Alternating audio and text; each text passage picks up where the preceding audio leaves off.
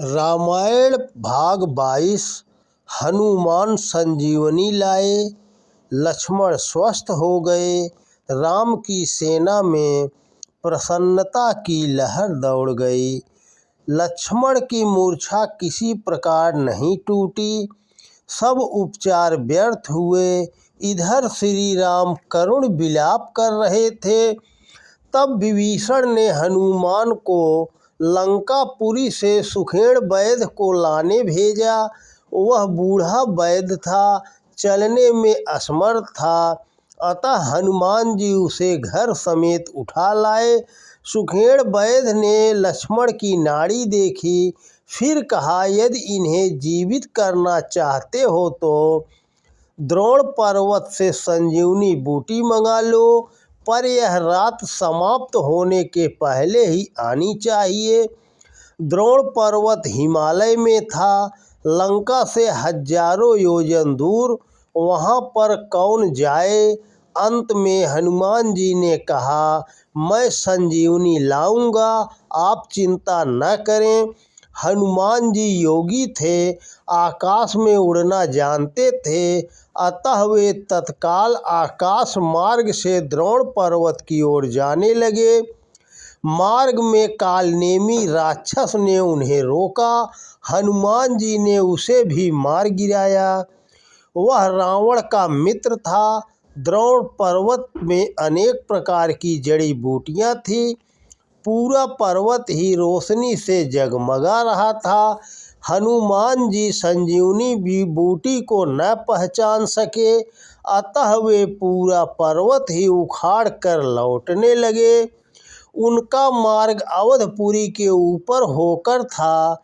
वहां भरत ने हनुमान को देखा। उनके विशाल आकार को देखकर भरत ने उन्हें राक्षस समझा। तुरंत ही उन्होंने बाण मारकर हनुमान जी को नीचे गिरा लिया।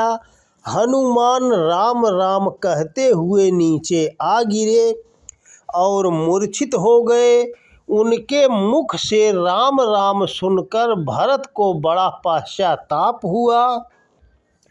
होश में आने पर हनुमान जी ने भरत को राम रावण युद्ध का समाचार सुनाया। लक्ष्मण के शक्ति लगने की बात भी बतलाई। भरत को और भी दुख हुआ। तब हनुमान जी ने भरत से विदा ली और शीघ्र ही रणभूमि में पहुँचे। सुखेड़ वैद्य ने तब संजीवनी बूटी से लक्ष्मण का उपचार किया। लक्ष्मण स्वस्थ हो गए। राम की सेना में प्रसन्नता की लहर दौड़ उठी। तो दोस्तों नमस्कार। कल के भाग में है और कुंभकर्ण मारा गया। तो दोस्तों जय हिंद, जय भारत। रामायण भाग 23। और कुंभकर्ण मारा गया। बाणों से भरा उसका सिर रावण के आगे जाकर गिरा। लक्ष्मण के मूर्छा से जाग उठने का समाचार सुनकर रावण चिंतित हो गया। उसने अपने भाई कुंभकर्ण को बुलवाया। वह बहुत बलशाली था। वह सो रहा था।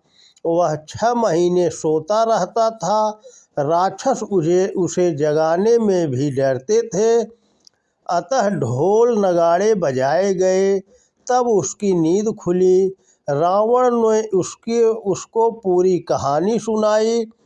सारी बात सुनकर कुंभकर्ण ने बड़े भाई से कहा, अभी भी समय है, आप सीता को वापस कर दीजिए। दूसरे की स्त्री को छीनना घोर पाप है। आप श्री राम से संधि कर लीजिए। कुंभकर्ण की बात भी रावण ने नहीं मानी। उसने उसे युद्ध में जाने को कहा। कुंभकर्ण ने भाई की बात मान ली। रणभूमि में जाकर उसने वानरों का भीषण संहार करना शुरू कर दिया। सुग्रीव और अंगद उससे लड़ने गए, पर घायल होकर लौट आए। हनुमान भी उसके सामने न टिक सके। उसका घूसा खाकर वे बेहोश हो गए। नल नील को उठाकर उसने धरती पर पटक दिया। वानर सेना भयभीत हो भागने लगी। अंत में राम उससे लड़ने स्वयं सामने आए। उन्होंने तीखे बाणों से उसकी दाईं भुजा काट डाली। तब वह बाईं भुजा से राम पर पत्थरों की वर्षा करने लगा। राम ने उसकी बाईं भुजा भी काट दी। वह क्रोधित हो गया, विकराल मुंह फैलाकर राम को जीवित ही निगलने को दौड़ा। राम ने उसका मुंह बाणों से भर दिया, फिर एक बाण से उसका सिर धड़ से अलग कर दिया। बाणों से भरा उसका सिर रावण के आगे जाकर गिरा। दोस्तों नमस्कार। कल के भाग में है मेघनाद धराशायी हुआ। आप लोग वीडियो को ज़्यादा से ज़्यादा देखें और शेयर करें। जय हिंद, जय भारत, जय श्री राम। रामायण भाग 24 मेघनाद धराशायी हुआ। सुलोचना पति का सिर गोद में लेकर सती हो गई। कुंभकर्ण की मृत्यु से भी रावण को चेत न हुआ। उसका अहंकार न टूटा। उसे अभी भी अपनी शक्ति पर घमंड था। उसने अपने सबसे पराक्रमी पुत्र मेघनाद को रणभूमि में भेजा। मेघनाद रणभूमि में अपने मायावी रथ पर चढ़कर आया। उसके बाण दसों दिशाओं में जाकर वानरों का संहार करने लगे। वह इंद्रजाल की विद्या जानता था। उसके छोड़े हुए बाण सर्प बनकर वानरों को डसने लगे। वानर सेना तितर बितर हो गई। राम को भी उसने नागपाश में बांध लिया। इधर देवर्षि नारद ने पक्षी राज गरुड़ को भेजा।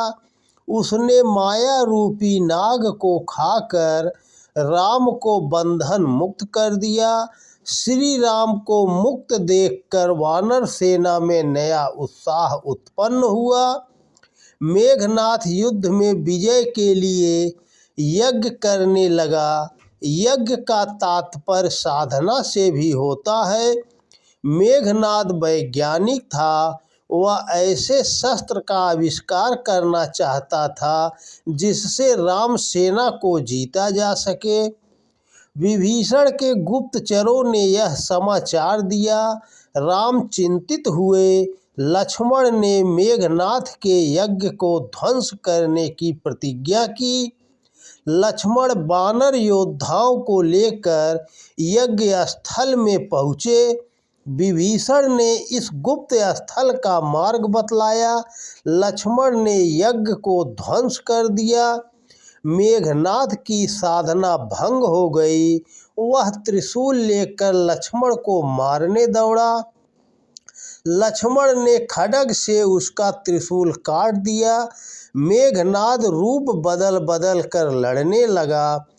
वह कभी शेर बन जाता, कभी भैंसा बनकर गुर्राता, कभी आकाश में उड़ जाता।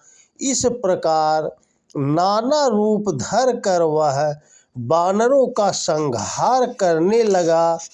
अंत में लक्ष्मण का एक तीर उसकी गर्दन में लगा। उसका सिर कटकर जमीन में गिर पड़ा। राक्षसों में हाहाकार मच गया। रावण, मंदोदरी एवं अन्य सभी राक्षस विलाप करने लगे। मेघनाद की पत्नी का नाम सुलोचना था। वह सास की आज्ञा लेकर राम के पास गई। राम नारी जात का आदर करते थे। उन्होंने सुलोचना को आदर पूर्वक मेघनाद का सिर लौटा दिया। मेघनाद की वीरता की प्रशंसा की। राम गुणवान शत्रु का आदर करना जानते थे।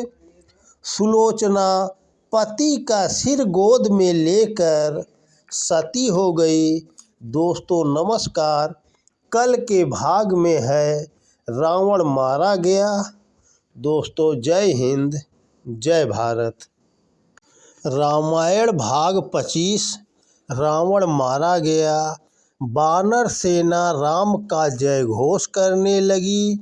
देवता दुंदुभी बजाने लगे। मेघनाथ की मृत्यु से रावण को गहरा आघात लगा।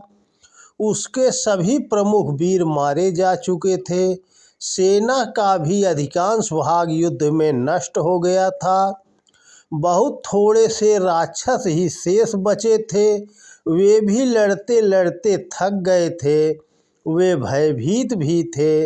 रावण की रानी मंदोदरी ने पति को फिर समझाया।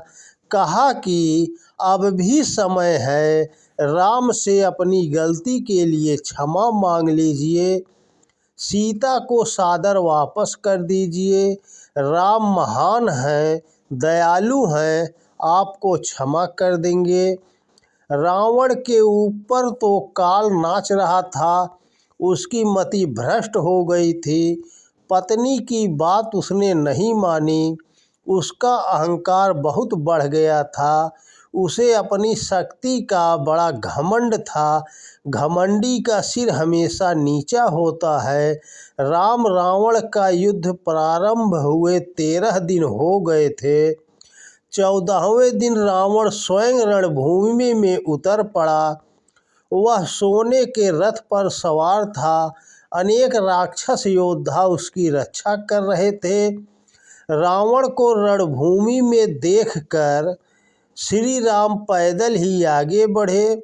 उनके पांव में जूते तक नहीं थे। रथ और कवच भी नहीं था। विभीषण ने यह देख राम से कहा, रावण महापराक्रमी है। आप बिना रथ और कवच के उसे कैसे जीत सकेंगे? राम ने हंसकर उत्तर दिया, विभीषण, इस संसार में धर्म और अधर्म का युद्ध सदा से होता आया है। धर्म के रथ पर सवार की सदैव जीत होती है। मैं धर्म के लिए लड़ रहा हूँ। रावण पापी है, वह अधर्म के लिए लड़ रहा है। अतः मेरी जीत सुनिश्चित है। तुम चिंता मत करो। राम ऐसा कह ही रहे थे कि स्वर्ग के राजा इंद्र ने अपना रथ राम के लिए भेज दिया। बस फिर क्या था, राम रावण के बीच घमासान युद्ध होने लगा। पृथ्वी लाशों से पट गई। खून की नदियां बहने लगी। चारों ओर मारो मारो की आवाज़ ही सुनाई देती थी। राम अपने पैने बाणों से रावण के सिरों को काट काट कर गिराने लगे, पर वह मरता ही न था। कटे सिर की जगह नए सिर उग आते थे। तब विभीषण ने राम को बतलाया, रावण के नाभि कुंड में अमृत का वास है, वह यूं न मरेगा। तब राम ने अगस्त्य मुनि के दिए अस्त्र से रावण की नाभि कुंड पर वार किया। यह अस्त्र लगते ही रावण विशाल कटे पेड़ की तरह जमीन पर आ गिरा। वानर सेना राम का जय घोष करने लगी। देवता दुंदुभी बजाने लगे। तो दोस्तों नमस्कार। कल के भाग में विभीषण का राज तिलक। दोस्तों जय हिंद, जय भारत, जय श्री राम।